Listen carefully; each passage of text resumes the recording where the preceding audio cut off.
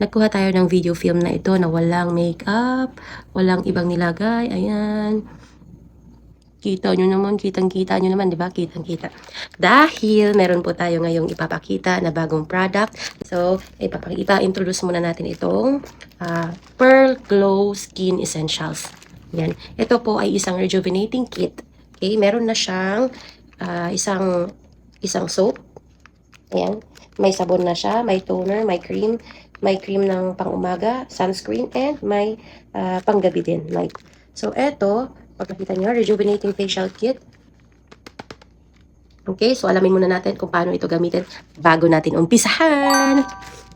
How to use, ang sabi dito ay, first is, you will use the Kojic soap. Ito muna ang ating ipanghilamos. Ito po ang step 1. Okay, step 1. Then step 2 is, gagamitin natin ang rejuvenating toner. Okay, yan ang step 2, rejuvenating toner.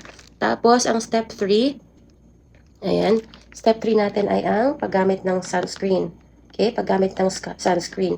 Tapos, pag ginamit ko itong sunscreen, apply a small amount all over your face and neck.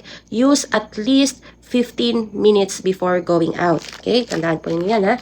Then, ang pang-apat natin na gagawin is yung paggamit natin ng rejuvenating cream. Ito po ay ginagamit sa gabi. Yan, ha.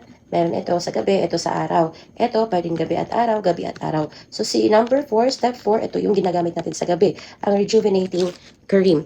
Apply thinly all over the face in upward motion.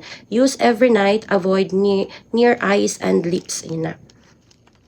Ito po ay made in the Philippines. Okay, made in the Philippines.